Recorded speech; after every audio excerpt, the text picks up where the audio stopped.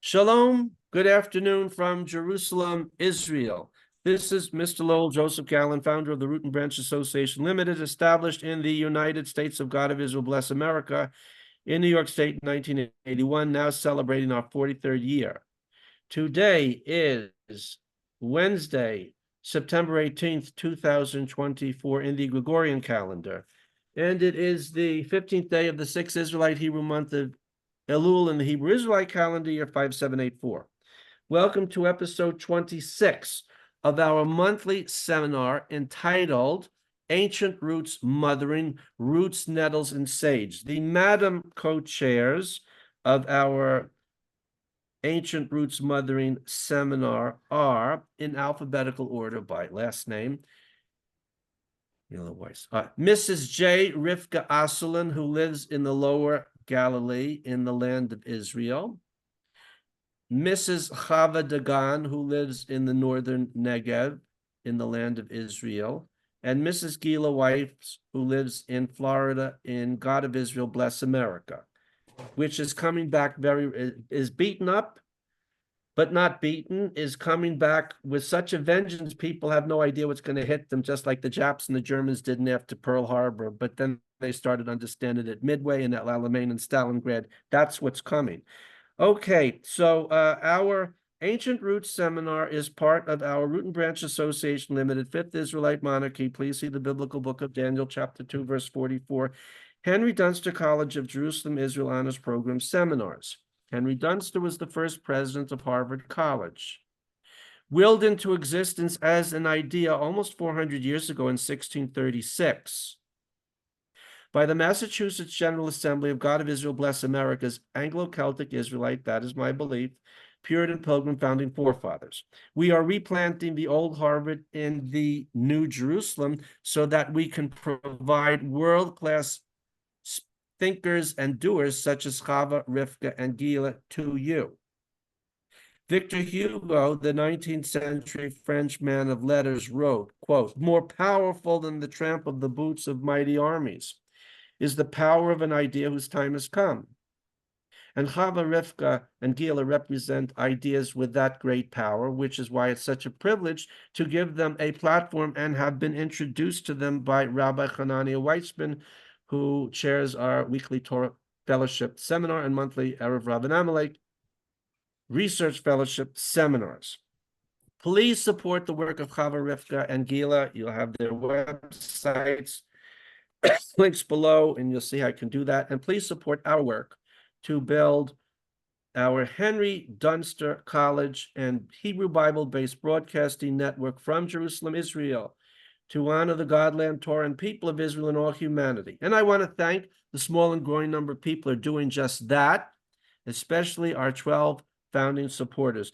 And now, without further ado, let me hand over the mic to Madam Co-Chairs, Mrs. Dagan and Mrs. Asoulin. Rivkah and Chava, it's all yours, and we welcome your friends from Israel. Thank you, Lil Aryeh. Thank you for providing us with a platform. I remember when Rabbi Hanania asked us to come on his show, and I told him, are you crazy? Like, no one wants to hear what I'm doing, or, and Chava felt the same, and Gila felt the same. No one wants to hear about it. We would try and talk with people about it, and outside of clients who, came to us for our services, the general public didn't seem very interested in what we were doing. And Rabbi Hanania, my friend, was really so adamant in saying, no, you need to speak. What you have to say is important. What you've been doing is important. And he believed in me, and he believed in us.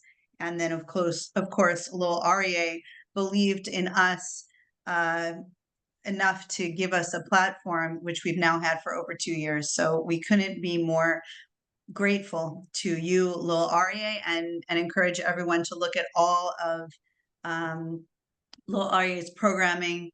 Absolutely incredible stuff. There's mountains of it, and I'm slowly working my way through there's no reason to not be learning something new and intellectually stimulated and moving forward. All you need is Lil Aryeh's channel. It's a very special gift to humanity, to all of us. So thank you.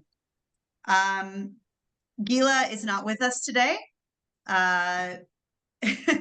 due to a prior engagement and a conflict. We miss her, and she will join us hopefully next time. It is Elul, as Lil Aryeh mentioned, and the king is in the field.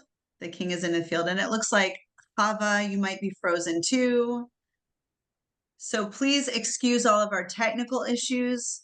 We are a country at war for almost a year. And my colleague Chava, and Lil Aryeh saying here that he's also having internet problems, but my colleague Chava, who appears to be frozen, is on the front lines where a lot of the action is happening and sometimes comes and goes, but she will be back. So the king is in the field. Let's begin there. We all know the king is in the field in Elul. And what happens in Elul? Elul is when we're supposed to meet the king in the field. The king's not in the castle, not in the palace. The king is accessible. The king is in the public domain. Let me get a spotlight on Chava. There we go. Hi, Chava. So the king is in the field. It's not something I've often thought about until I was discussing this with Chava, this show. We all know that means the king is accessible. Hashem, God, our creator, is accessible. This is the time we go, we plead, we look at the past year and we say, this is what we need. Thank you for this, and this is what we need, and this is how we want to grow, and this is who we want to be, and we have a conversation, a dialogue.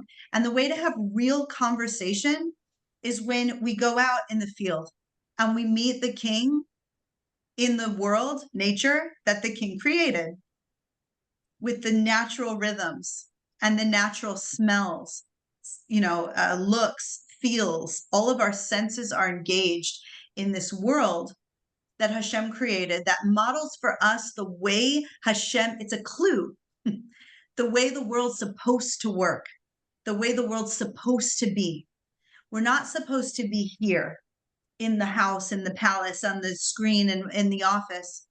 We're supposed to be right now out in the field with the king and looking around at what the king's made and really understanding, getting in touch with what the king desired for us and what the king wants. It's like, if I go to someone's office and I see the pictures that they have on the wall, and I see the trophies they have, or I see the little golf club on the desk or whatever, I learn so much about them by how they create their space, decorate their space. And nature is God's space, right? And we go out and we can learn about God. We can learn about our purpose. We can learn about life. There's so many questions that are answered just by stepping outside. So we get a whole month of stepping outside leading up to Sukkot. We can eat outside. We can sleep outside. We can do whatever we want outside in the month of Elul. And the weather is perfect for it. I was just discussing with Chava about when we can take our homeschooled children out into nature again and hang out together. And part of the push right now is, the weather's still so nice. The days are starting to get shorter, but we still have some good daylight. Let's go grab it. Let's grab the sunlight. Let's grab the pleasant days. Let's go to the water. Let's go to, do what we can't do the rest of the year. And there's no restrictions on what we do in the month of Elul as far as being outside, being inside. However, as we move into Sukkot, good, we have a lot of people coming in. As we move into Sukkot, things get really specific. We need to be outside. If you've neglected the month of Elul and you haven't gone out to get it, you have to get it now. And if you have gotten it, you'll just continue on. But you've got to be in the sukkah on Sukkot. You've got to live there, dwell there, sleep there. unless you're Chabad Minhag, which Gilla would talk about perhaps if she was here. Okay. Eat there. You need to be there. So I'm going to throw this over to Chava now about why that is and kind of what that represents for us from an ARM perspective. Okay, so hi everyone. What I love so much, I mean, besides the actual meaning and you know, Hashem and then his lessons and the whole story about Tanakh is, I think what's glossed over so much is this idea of nature, and that we were once farmers out in nature all the time. There's so many study halls and hours dedicated to poring over the books and the meanings of all the verses and everything, but we're doing that inside. And of course it's necessary. And of course we have to delve deep and all of those things, but this really should not be forgotten. This whole lesson of every verse or chapter, or however you want to break it up in the Tanakh, there is a reference to nature and to being outside and to comparing Am Yisrael with, you know, the olive tree, or however you want to look at it, gardens, grapes, our 7 fruits. I mean, everything is just revolved around nature. Even this idea of Sukkot and being actually commanded, if you haven't done it yet, you have to go outside. Our screens have become our connection with the world, so we think. We're talking to each other, we're doing this program, thank God we have these abilities. But let's not forget outside, the outside world, our connection to God, and how important it is, and all the things that we can learn just from stepping outside, where we were really supposed to be most of our time. The lessons we learn, the connections that we make. And when you're not doing it just by yourself, you're taking your children with you, your family with you. Step outside. Imagine the conversations that come about, the questions, the natural scientific, you know, we want to know this, we want to know that. How does the tree grow? Why does it go up when there's gravity pulling it down? The beauty of a pine cone, how a leaf changes its color from green to yellow to orange to red to brown. All of these things start sparking creativity. They spark wanting to know how it is that God created every minute detail in this world. And how do we do that? Sometimes you can look things up on your screens, but when you really, really want to know and really feel it, and like Rivkah said, smell it and touch it, and all the 5 senses, 6 senses involved in finding out those answers, it's to step outside. And not only are we for Sukkot going out one night, saying a bracha and coming back in, we are commanded to do it an entire week, night and day, to feel all of the different weather changes and patterns that go along from the morning to the evening, the differences, to smell the freshness of the morning, to see the stars when we at night. There's just so much involved. And when your family's involved, children or not children, however you do this, there's even more of a connection, and you're bringing it in and passing it on to the next generation, which is right what we're supposed to be doing. So there's the lesson of getting really close with your family and discussing things that are so important, not just what happened, the light bulb, you know, blew out, the electricity went out, we don't know what to do without. Go outside and discuss the things that really, really matter. On top of all of that, the preparation for it, that's for us the most fun thing in the whole year, I think, is preparing the sukkah together. We are creating things to hang. We're discussing the fruits that grow at this time of year. Again, all these conversations that are coming up that might not come up while you're sitting inside. So the lesson of Sukkot, besides the normal everyday, everyone knows what they are. There's deeper, there's wider, there's broader, there's depth that come about doing it as a family. And it's like Rivkah called this the Ark of Sukkot. It begins somewhere, it goes the length of the whole week, and then it ends somewhere. So I'll stop there for now. Yeah, before we deal with the arc and how it ends, the quietude. I mean, different things that have come up for me. I was telling Chava, I was dusting the blinds on the windows. I don't do that often. That's super rare occurrence. But I was doing this with one of my sons. And I was looking out the window and I was watching like the weeds blowing. And I was like, wow, we're getting a breeze. And it's like midday. We haven't had a breeze here where I live. It's so long, midday. I'm so used to everything being still. When I look out of the window, like nothing's doing. And now we've been getting rain, which is extraordinary. And the weirdest rain ever.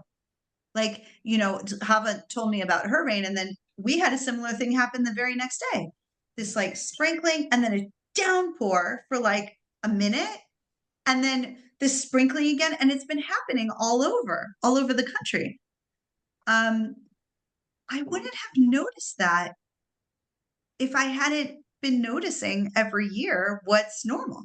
I wouldn't have noticed those things. They wouldn't have stood out to me as odd or different. Or we're taught that the rain coming in its season and the crops growing in their season, it's right there in our Torah. That these are messages from Hashem. That's how Hashem communicates to us. Well, I wouldn't know that there was any message being sent if I had no frame of reference for these things, for the wind blowing for the first time of the season, in the afternoon. These subtle things, and telling my children, like, do you feel that? Do you smell that in the air? That's fall coming. Do you see the breeze at midday? Do you see this? Like, and when I think about how I talk with my children about that, and I think about the Native Americans, another indigenous people besides the Jews, who also, they write poetry about this. They talk about this.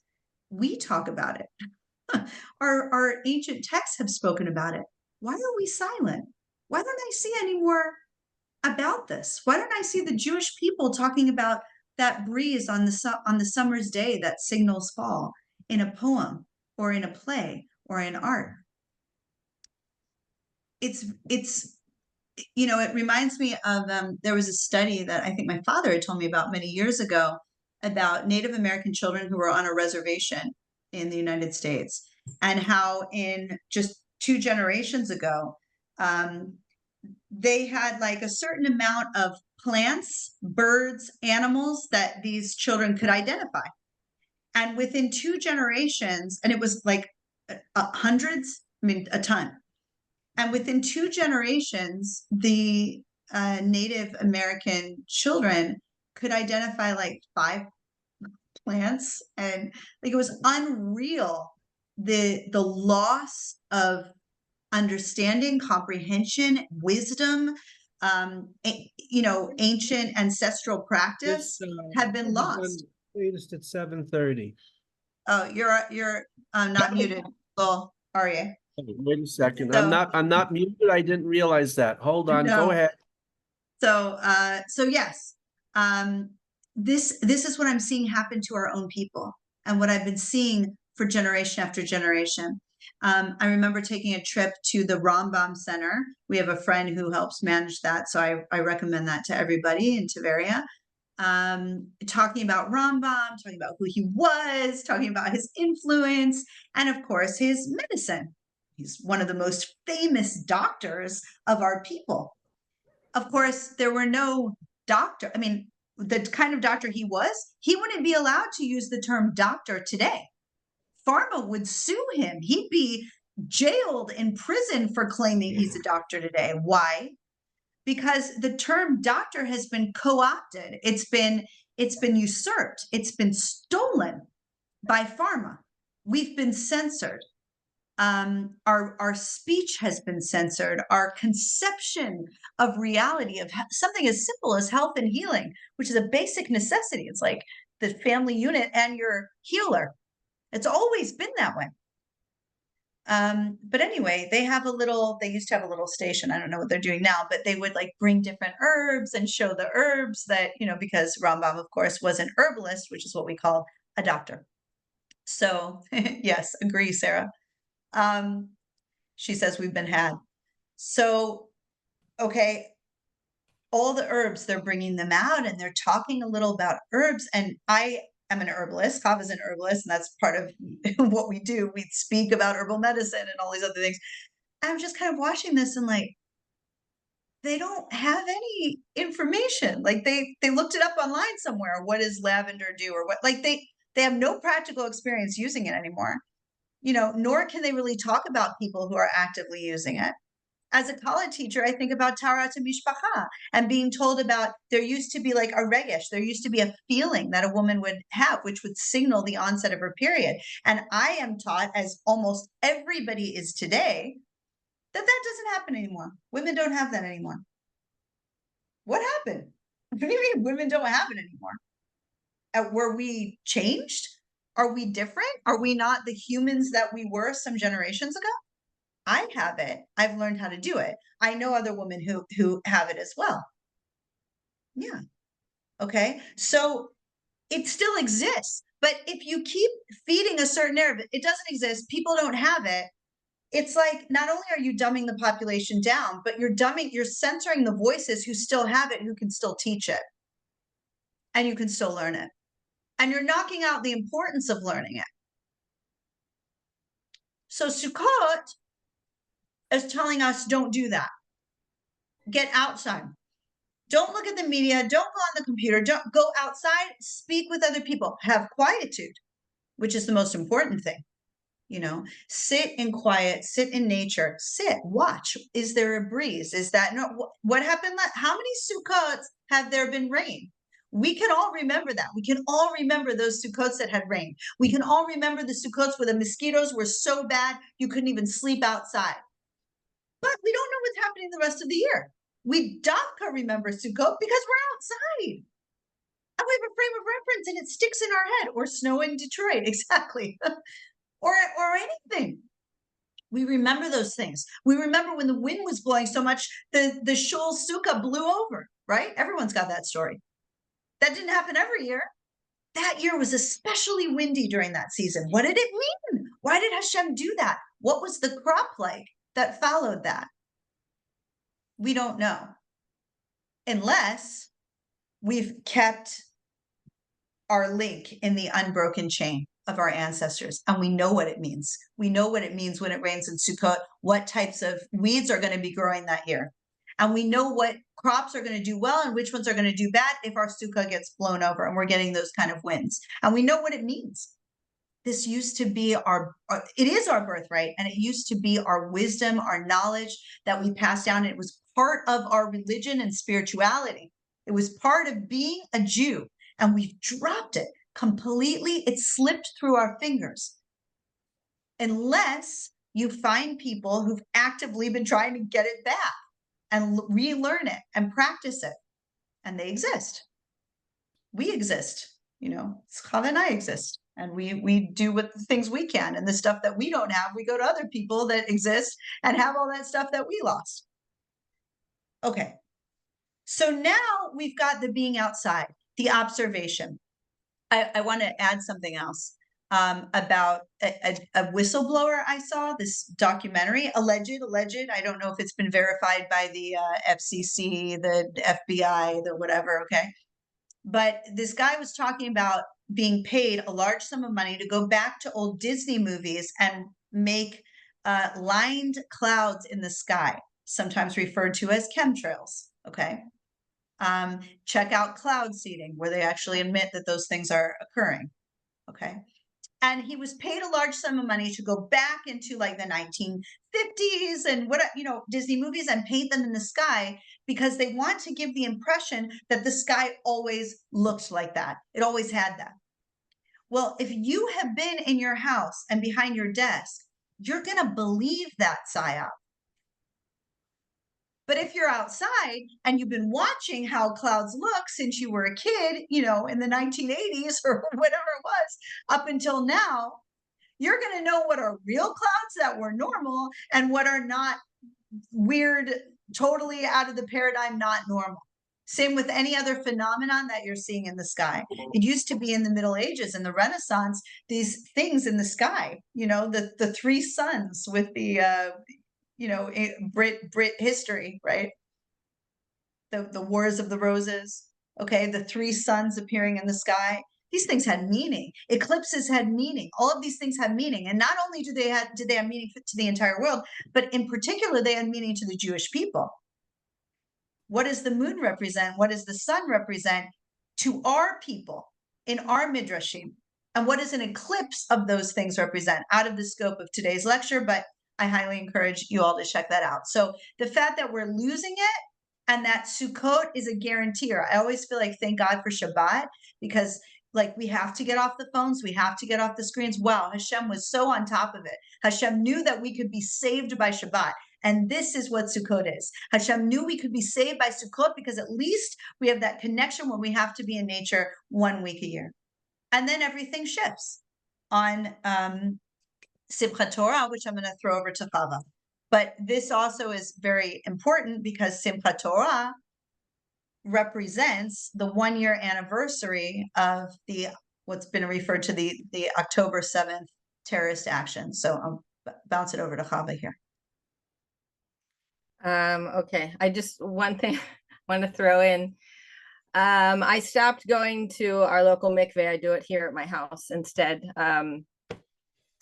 During Corona mess. But the last thing I saw before I left that place was there was a huge sign on the wall, and it said there's a new app to check when your time is coming. And the woman there, the Balanit, she was like, you need to, you know, sign up for this. I'm like, but I know when it's coming. No, it's much more efficient and reliable, and everyone's doing it. I'm like, I think I'm done here. But it had gone up until then. Maybe this is a normal thing for everyone. I just had no idea. They're creating apps around our monthly cycles. It's just too much. It's too much. So Simchat Torah. Yes. Can anyone believe that it's been almost a year? Like it's unfathomable what's still happening outside. I have to close my window because of all the gunshots that are still bothering us and the booming and everything else. It's still a year and it's still going on, and we still are so fresh in memories, at least around here. I'm sure all of Israel feels this because all of our sons are still going in the army. Most of our yeshuvim around the area are still abandoned. People have not come back yet. I was talking before that because it happened on Simchat Torah, and then everyone was bussed off and evacuated from this area, the Sukkot never were taken down. They were rushed off and evacuated into who knows where, different places. And the one remaining thing, besides, of course, the abandoned animals, we'll get into that some other time, were these Sukkot.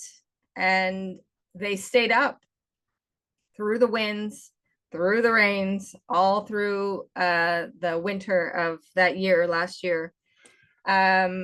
They ended up, because they have walls and a light roof of leaves, they were blown over. They were like tumbling tumbleweeds, and they were hazards to other cars, houses, children, whatever. So of course we're the only ones here.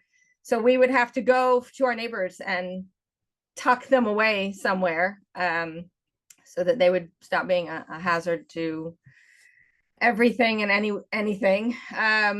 It was just such an eerie thing to see, these abandoned Sukkot that were completely beautiful and decorated. And as the months went by, it started slowly breaking down, the decorations and then the walls and then the rusting pieces of metal. And it was just the weirdest thing. It was like you're living in a ghost town, watching the evaporation of what happened and these families that used to be here.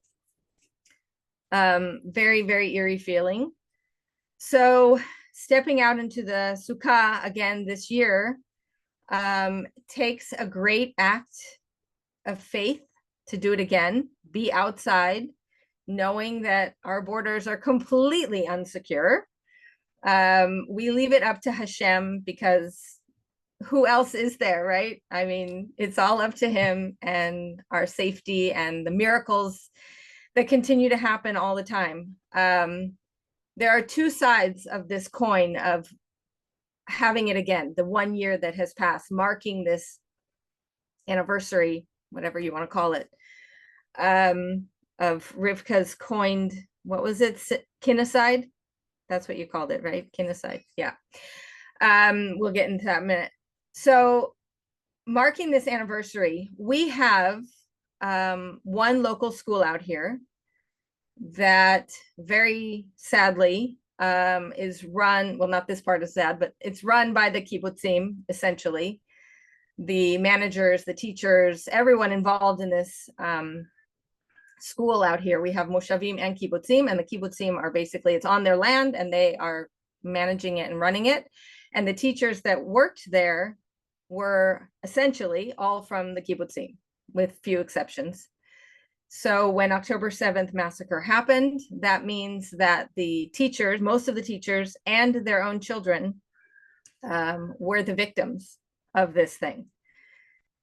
And so the school that stands there still as a building was completely off limits. There's no one to teach there. All the families had fled, no children. They, in my opinion, rushed things, and they, on September 1st this year, decided they're opening the school again, despite the continued war that is 5 minutes down the road, with all of the sounds that accompany it, the helicopters, the gunshots, the M16s, the booming, I mean, it's just madness still here, and they're expecting these children to learn there. Anyway, they had to refill the school because the teachers are not.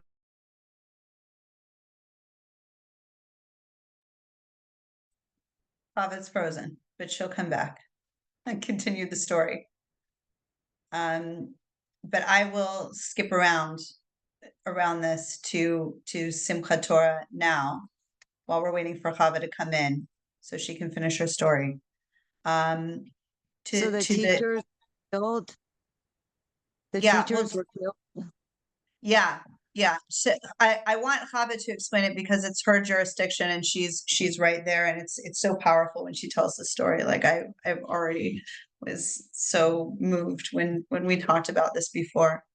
But let's hold space for her to come back and continue. But just think about the kind of dichotomy, I guess, of the Ark of Sukkot. So you've got all this time outside, and then on Simchat Torah, you're not allowed to be outside. You're not allowed to eat in your sukkah. You're not allowed to sleep in your. You're not allowed to be out. You need to be in. And it's like there is benefit in both. I think of the outside as more of the quietude in nature, and then that time of pulling in is more in it's for the family. It's for the family to come together and discuss what they've learned, what they've observed in their time in nature, and come together and pull in without the screens, because it's still Chag, without all of those things, and really connect with one another. Okay, Chava is back, so I'd like for Chava to continue her story. Yeah, like I said, we're still in the war, so my internet goes lovely in and out. So the whole point was the intent. It's one thing to step back out into the Sukkot Shelanu and with full faith that we are secure and we are protected by Hashem. Still remembering and still keeping in mind and in our hearts everything that happened a year ago, as opposed to this very secular school who is progress is everything. Let's forget the past. So we're both doing the same thing, stepping back into where we were. But the intent is what makes all the difference.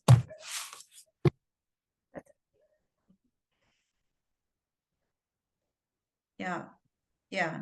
And also kind of the emotional disconnect. So when I said before about coming back in and pulling into the family, after that experience of being outside, you come in and you connect to the family, to each other. And the emotional disconnect of taking children who are traumatized, just coming back home after a year, putting them right back into the classroom away from their parents, just replacing their dead, murdered teachers with new ones, fresh new ones, as if there was no emotional connection between teacher and student, which of course children need an adult to bond with, just like animals need, the mother to imprint. And it's a natural, it's how Hashem created nature. It's a natural part that we've tried to like, make us into machines. We're not machines. Having a parent to bond to, an older person to guide us, to lead us, is the natural order that Hashem created so the world can function. And so when the parents aren't doing the primary care of the child and institutionalize the child, throw the tomatoes if you want. Schools are an institution, and when you send the children there, you are institutionalizing them. It's a choice. And then the children are trying to bond to the teacher as the new kind of parental figure with 40 other kids in a class who all want the same attention from the same parental figure. And that figure gets ripped away, literally killed before these children's very eyes many times, because it was happening in the communities. They were watching this.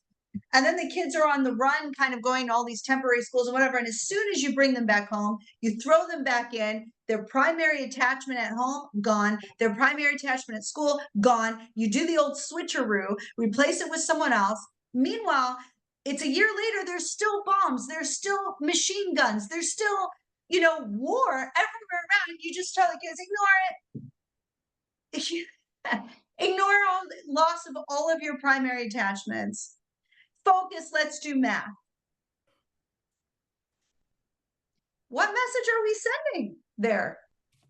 What are we doing? We can't disconnect. We can't compartmentalize anymore. We've got to get back into some integration. Hashem never created a world that was compartmentalized. Look at the ecosystems. You take away this animal and this plant dies and this animal dies and everything. We are all interrelated. You can't take away relationships and now we're going to learn math and, boom, boom, boom. And this is nutso. It's madness. These kids need primary relationships, parenting more than anything. The parents, many of them who don't, probably also need some kind of parenting. Those parents probably need some kind of parenting. We have broken the chain of stability. Go read Little House in the Big Woods, the Laura Ingalls Wilder books, series of books, which are fantastic, where she talks about the parents. The roles were very defined. I understand this, it was not a Jewish family, but this is kind of across the board. Parents were parents. They were alpha.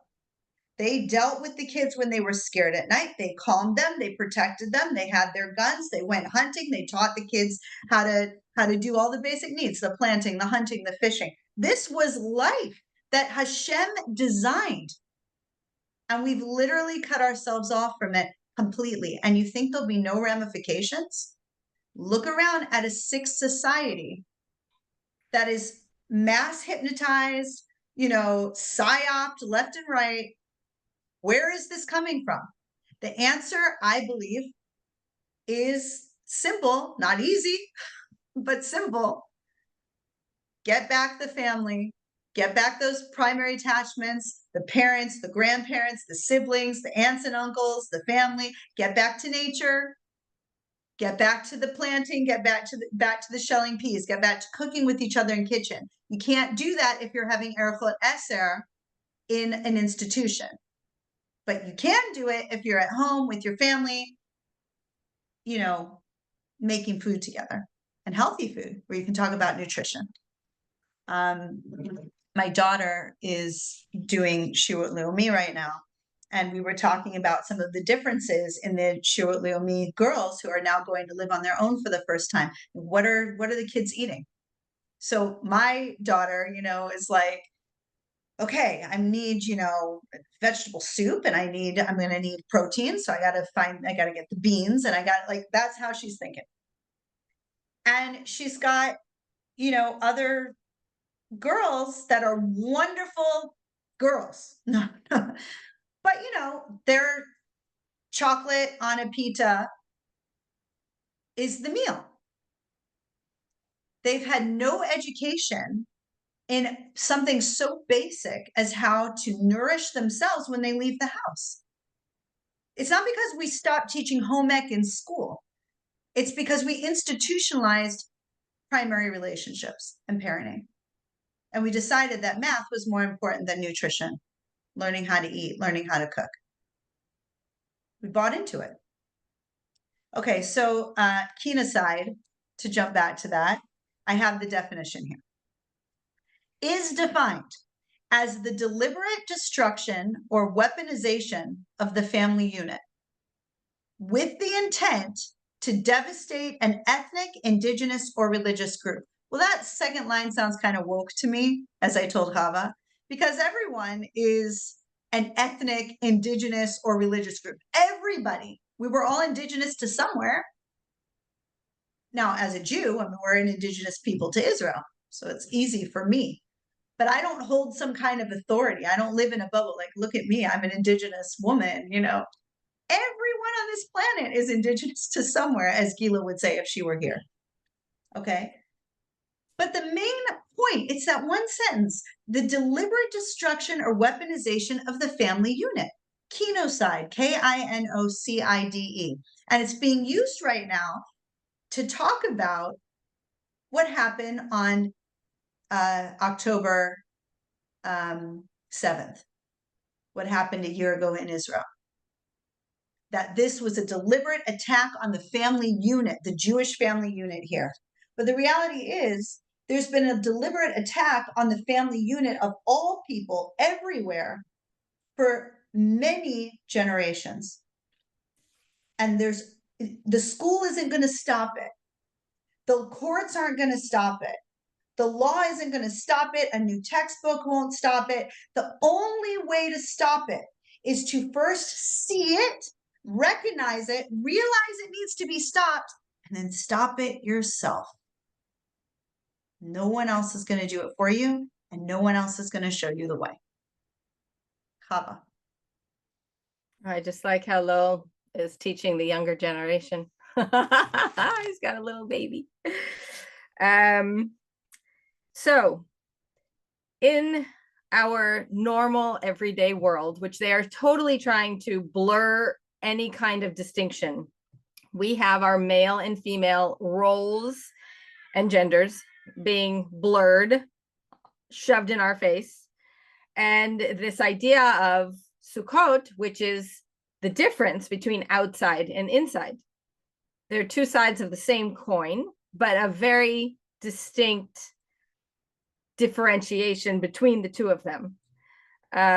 We mentioned the Ark from the beginning. So in the beginning of Sukkot, we go outside. We make that distinction between eating inside and outside. And then at the end of Sukkot, when it's time for Simchat Torah, we go back inside. Very purposely, we go back inside, and we must make that distinction because we were given the mitzvah of going outside and being in our Sukkot and all of these things that we've just talked about. And now we go back inside to Simchat Torah. Rivkah, do you want to talk about that before I move on to? Well, for me, it's the natural progression here is really attachment parenting. I feel like that's kind of where we're at, like the family bed of Sukkot, actually, which I think we didn't mention, but we should. The idea of it's kind of a mitzvah for all of us to be sleeping in the sukkah. Obviously, there's exceptions. Obviously, when it comes to women and women with young children, and and men who have wives who want them there and their young children. Okay, I'm not going into all of those things. Don't say Rivkah said there aren't any exceptions or whatever. I said the opposite. But in general, we're all supposed to be sleeping out there, or really, that's part of it. And a sukkah in general is a pretty small structure. It's not as big as the houses we typically live in. And so in order for, some of us, thank God, have large families, for everyone to sleep in the sukkah in a family structure, which we should have on Chagim, the family should be together. Even if all your children have left the home, hopefully some of them are coming back to spend the holiday with grandma and grandpa. Okay. So in order to do that, a lot of times, like in our family, we have the family bed in the sukkah. We throw down a bunch of mattresses on the ground, 2 kids are sharing, one's on this side, one's on the other. It's a great big family bed. And halachically, you need to be able to see the stars peeking through the schach. So we're looking up and we're seeing the stars in the sky, and we're seeing the moon, and Sukkot's on a full moon. In fact, we're having our full moon, or last night, okay, the super moon. And I told the kids, next full moon is Sukkot. And they're like, oh my gosh, that means Rosh Hashanah and Yom Kippur and all these things are going to happen before the next full moon. Like, their relationship is not on a calendar to the Chagim. It's based on the moon. That's so cool. And my kids all know what moon they were born under too, because I'll say at different times of the moon, oh, look, that's Enya's moon. That's Libya's moon. That's Amelia's moon. I'll go through the different kids because I remember what day of the Hebrew month they were born on. And every day, same day of that Hebrew month, that's where the moon was. Every month, it's the same. The moon's positioning in the Hebrew calendar. So they have their own unique moon that has and these are the things all Jewish children, and I would hope all children, but I can only speak for our people. I would hope all Jewish children would have, because Hashem created it that way, created the months that way, so we would know our moon and that the holidays fall on the full moon or quarter moon or whatever's happening, that we just know that because we've been observing. But anyway, so we're in the family bed. Everyone's laying together. The kids are cuddling up with each other. People are playing footsie with each other. They've got the popcorn and they've got the snacks and whatever it is. And we all go to sleep together. And we all, I remember one year waking up in the middle of the night and like, hey, is anyone else awake? And then they're like, yeah, I'm awake. Did you hear that bird? Like those moments, those bonding, incredible moments that we share together.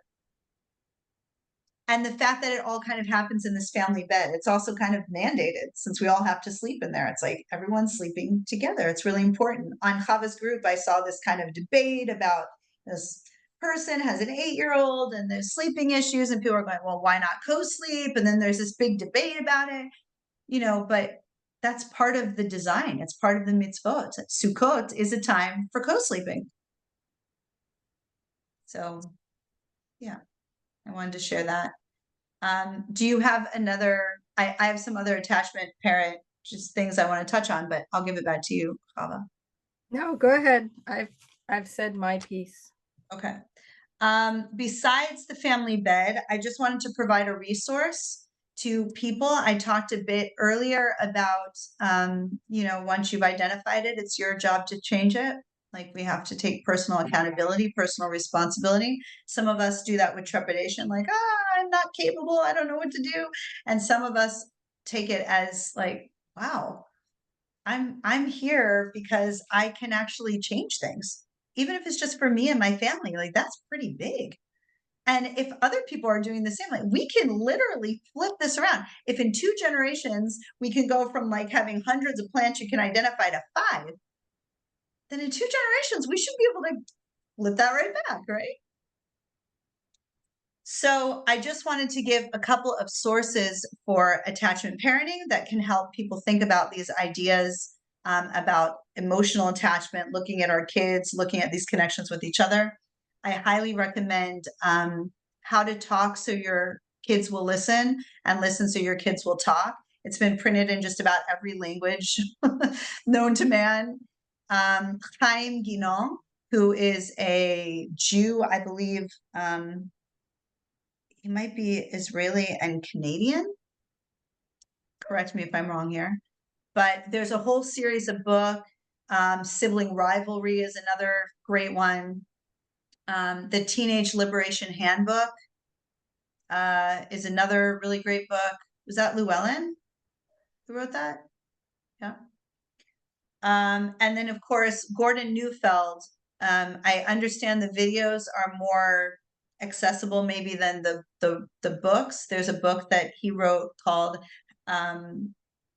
Hold On to Your Kids or something like this. Sorry for butchering. But there's also kind of a course and this kind of thing that I understand is very good. I haven't taken it. It's interesting to note that Neufeld and Guinot, like these are Jews who are pioneering this. And one of the reasons we have the ability to pioneer this is because it's our ancestral wisdom that's resurfacing. It's in our DNA. It's right, if we look in our heritage, if we look in our midrash, if we look at the stories of great rabbis, if we look at the stories of our ancestors, you'll see these themes, and we can bring it back through the generations and forward into the present and beyond. And I guess from my end, the way I'd like to end is my children have tried to get me into this television series that they found called Stranger Things. I don't endorse it or anything because it's kind of gory. It's like a sci-fi that takes place in the 80s, and great acting, cinematography, and script writing for a lot of these is great, but it's not necessarily snoot material. However, for those of you who know the show, and for those of you who don't, hopefully I'll fill in here, but there's this huge kind of horrible event, like evil's trying to triumph, evil's trying to take over, and good wins, okay, at the end of the first season. And in the second season, an early theme of the show is the character of Nancy says something, I'm paraphrasing, along the lines of, how can everyone just go, like, move forward? Like nothing happened, just like pretending like everything's normal. Like when we've seen evil try and triumph, we've seen this evil cloud coming in. Maybe it eased up for a bit, but do we think it's really going away? Do we think it's gone? Like maybe we won the battle, but did we win the war yet? And if we just kind of forget about it and just pretend it's not happening, I think about those little kids in school with machine guns going off and bombs, and what Chava said, that what is progress and moving forward? What's the intention? What's happening behind it? Like, I understand trying to press forward, but we can't pretend nothing's happening. This is not normal. This is not normal. This is evil. And it's crowding in on us. And even if it eases up a bit, it still comes back harder, and it's relentless. And if we go on pretending like nothing's happened, which is what the majority of people are doing, how is that serving us? How can we do it? And some people can't. And if you're one of the people who can't or chooses not to, you have a lot of options, and also you're in good company. Chava, any final words? Just to take this idea of Sukkot and really put it into your head that it's not just, a holiday. a Jewish version of whatever other non-Jewish holidays there are. It's to really bring it in, like you said, bring it into the family, bring it out to nature, and really appreciate the meaning of this holiday. And to make it mean something, so that it doesn't just a week go by and then it's like, yeah, on to the next thing.